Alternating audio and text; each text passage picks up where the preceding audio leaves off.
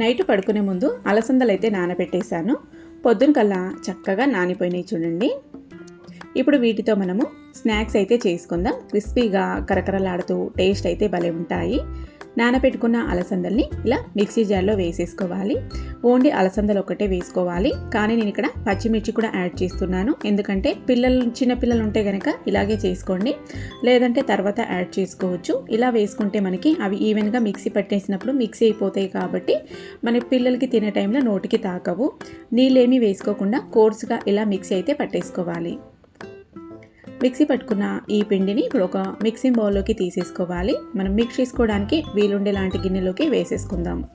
ఇప్పుడు ఇందులోకి సన్నగా కట్ చేసిన ఒక ఉల్లిపాయ ముక్కలు, అలాగే సన్నగా కట్ చేసిన కొత్తిమీర తురుము, మీరు కావాలంటే పచ్చిమిర్చి ముక్కల్ని ఇప్పుడు యాడ్ చేసుకోవచ్చు, బాగా స్పైసీగా లైక్ చేసే వాళ్ళు ఉంటే కనుక. అండ్ అలాగే కట్ చేసుకున్న సోయాకు, ఇవన్నీ కడిగి సన్నగా అయితే కట్ చేసేసేసాను. ఇప్పుడు ఇందులోకి రుచికి సరిపడా ఉప్పు అయితే వేసుకుందాం. చాలా ఈజీ ప్రాసెస్, టేస్ట్ కూడా చాలా బాగుంటాయి, పైగా ఆరోగ్యం కూడా చాలా మంచిది. ఇందులోనే 1 టీ స్పూను జీలకర్ర అయితే వేసుకుందాం. ఇప్పుడు అంతా ఈవెన్గా మిక్స్ అయ్యేలాగా చేత్తోనే కలుపుకోండి. స్పూన్తో అయితే అంత బాగా మిక్స్ అవ్వదు కాబట్టి ఇలా చేత్తో బాగా నలుపుకుంటూ మిక్స్ చేసుకుంటే ఉల్లిపాయలు కూడా అన్ని సైడ్ల ఈవెన్గా పిండిలోకి బాగా మిక్స్ అయిపోతాయి.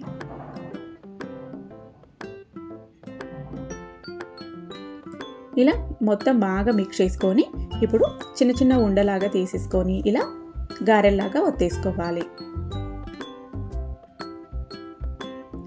మనం ముందుగానే ఆయిల్ డీప్ ఫ్రైకి అయితే పెట్టేసుకోవాలండి. ఆయిల్ మీడియం హీట్ అవ్వాలి. మీడియం హీట్ అయిన తర్వాత ఫ్లేమ్ అనేది సిమ్ టు మీడియం ఫ్లేమ్లోనే ఉండాలి. మరీ ఎక్కువసేపు మీడియం ఫ్లేమ్లో కూడా పెట్టద్దు.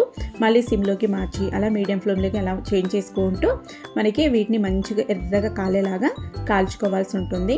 అండ్ మీరు ఇవి వేసిన వెంటనే కదపొద్దు, 2 సైడ్కి టర్న్ చేసుకోవడానికి. వేసుకున్న కొద్దిసేపటికి మనకి బబుల్స్ అనేవి ఈ ఆయిల్లో రావడం కొంచెం తగ్గుతుంది కదా, అప్పుడైతే 2 సైడ్కి టర్న్ చేసుకోవాలి. వేసిన వెంటనే టర్న్ చేయడానికి వెళ్ళారు, కదిపేశారు అంటే విడిపోతుంది, ముక్కలు కింద వచ్చేస్తుంది. అందుకే కరెక్ట్గా అదే షేప్లో రావాలి, అంతే ఉండాలి, మనం వేసినంతే షేప్ అలాగే ఉండాలి అనుకుంటే వేసిన వెంటనే కదపకుండా కొద్దిసేపటి తర్వాత ఇలా 2 సైడ్లకి టర్న్ చేసుకుంటూ ఫ్లేమ్ అనేది మీడియం ఫ్లేమ్లో పెట్టేసుకొని ఫ్రై చేసుకోండి. ఆయిల్ బాగా హీట్ అయ్యింది, కలర్ తొందరగా చేంజ్ అయిపోతున్నాయి అనుకునే టైంలో మళ్ళీ సిమ్లోకి చేంజ్ చేసుకోండి గ్యాస్ ఫ్లేమ్ అనేది. చూసారు కదా, ఇలా మంచిగా కలర్ వచ్చేలాగా ఫ్రై చేసుకోవాలి. అలా ఫ్లేమ్ని మీరు సిమ్ టు మీడియం ఫ్లేమ్లో అడ్జస్ట్ చేసుకుంటూ ఫ్రై చేసుకుంటే లోపల వరకు చక్కగా వేగి మనకి క్రిస్పీగా కరకరలాడుతూ టేస్టీగా వస్తాయి. ఇలా 2 వైపులా మంచి కలర్ వచ్చేలాగా కాలిన తర్వాత వీటిని ఒక టిష్యూ పేపర్ వేసుకున్న ప్లేట్లోకి అయితే సర్వ్ చేసేసుకోవాలి. ఇలా టిష్యూ వేసుకున్న ప్లేట్లోకి సర్వ్ చేసుకుంటే మనకి వాటికి ఉన్న ఎక్స్ట్రా ఆయిల్ని పీల్ చేసుకుంటుంది టిష్యూ అనేది. ఇంకా మొత్తం అన్నీ ఇదే ప్రాసెస్లో ఫ్రై చేసుకోవాలి. మనకి ఆయిల్ ఎక్కువ హీట్ అయిపోయి ఉంటుంది కదండి. ఒక వాయి వేసుకున్న తర్వాత ఫ్లేమ్ అనేది వాటిని తీసుకునే టైంలో సిమ్లోకి చేంజ్ చేసుకొని తీసేసుకున్నామంటే ఆయిల్ అనేది లైట్గా మళ్ళీ వేడి అనేది తగ్గుతుంది. మళ్ళీ వేసేసుకొని మళ్ళీ మీడియం ఫ్లేమ్కి టర్న్ చేసేసుకోవాలి. చూసారు కదా, అన్నీ ఇదే విధంగా మంచి కలర్ వచ్చేలాగా ఫ్రై చేసేసుకున్నామంటే టేస్టీగా క్రంచీగా కరకరలాడుతూ మనకి అలసంద గారెలు అయితే రెడీ అయిపోయినాయి. చాలా బాగుంటాయండి టేస్ట్ అయితే.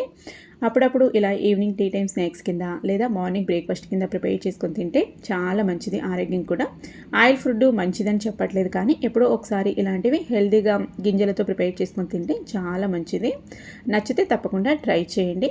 అండ్ అలాగే ఈ రెసిపీ గురించి మీకేమనిపించిందో మీ ఒపీనియన్ నాతో షేర్ చేసుకోండి. నెక్స్ట్ మళ్ళీ ఒక హెల్తీ రెసిపీతో కలుద్దాం. బాయ్.